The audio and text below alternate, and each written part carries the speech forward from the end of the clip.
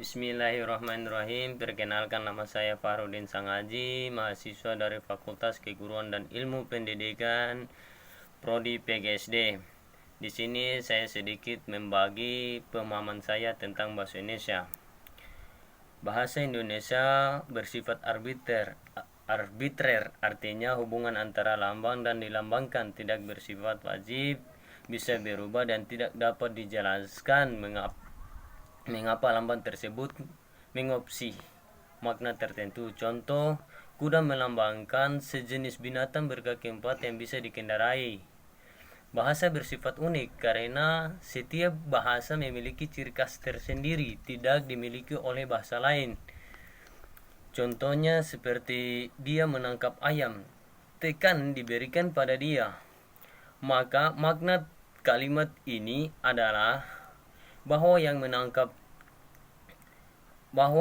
melakukan tindakan menangkap ayam adalah dia. Bahasa bersifat produktif artinya dengan sejumlah besar unsur yang terdapat namun dapat dibuat satuan-satuan ujaran yang hampir tidak terbatas. Contohnya, taman ini sangat luas, maksudnya sangat tidak terbatas.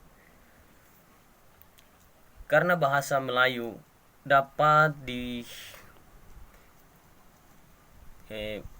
bahasa Melayu adalah bahasa yang dapat dengan mudah dipahami dan dipelajari oleh orang.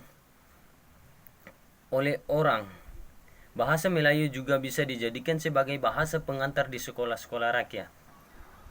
Kedudukan bahasa sebagai bahasa nasional. Fungsi bahasa Indonesia sebagai lambang kebanggaan kebangsaan, identitas nasional, alat perhubungan antara warga, antar daerah dan antar budaya, serta sebagai alat pemersatu suku dan budaya. Karakteristik bahasa seperti yang sudah saya jelaskan sebelumnya. Karakteristik itu terdapat arbitrer, produktif, dan sistem. Bahasa sebagai sistem berarti susunan teratur terpola membentuk suatu kesadaran yang bermakna atau berfungsi. Sebagai contohnya kita ambil seperti manusia. Kita dapat mengamati yang terdapat dalam tubuh kita.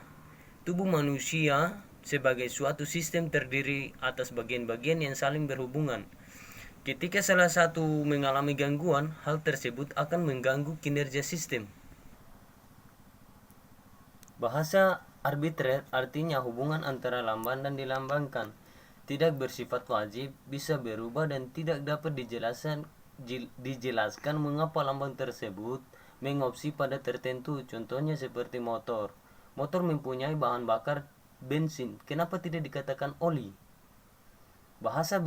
Bahasa produktif artinya dengan sejumlah besar unsur yang terbatas namun dapat dibuat satuan-satuan ujaran yang hampir tidak terbatas.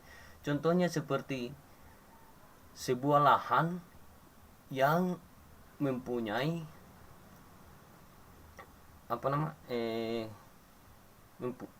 mempunyai suatu lahan yang tidak mempunyai batas atau luas. Ragam bahasa Indonesia adalah variasi menurut pemakaian yang berbeda-beda, menurut topik yang dibicarakan, menurut hubungan berbicara, kawan bicara, orang yang dibicarakan, serta menurut medium pembicaraan. Dia dihukum karena melakukan tindakan pidana. Ragam hukum berarti dia termasuk dalam ragam bahasa berdasarkan topik pembicaraan. Berdasarkan cara pandang penutur, ragam bahasa Indonesia terdiri dari ragam dialek, ragam terpelajar, ragam resmi, dan ragam tak resmi. Contoh ragam dialek adalah dia udah baca buku itu. Contoh ragam terpelajar adalah saya sudah membaca buku itu. Contoh ragam resmi adalah saya sudah membaca buku itu. Hiperkorek atau kesalahan berbahasa karena membentulkan bentuk yang sudah benar menjadi salah. Contoh utang menjadi hutang. Pleonasme, kesalahan berbahasa karena kelebihan dalam pemakaian kata sebenarnya tidak diperlakukan.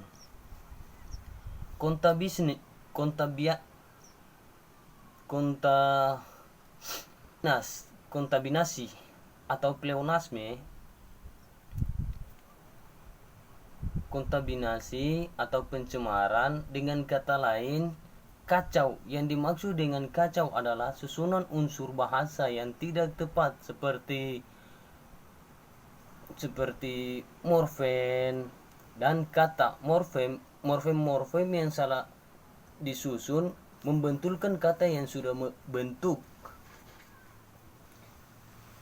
Kata yang sudah disusun membentulkan frase yang kacau atau kalimat yang kacau. Demikian penyampaian dari saya.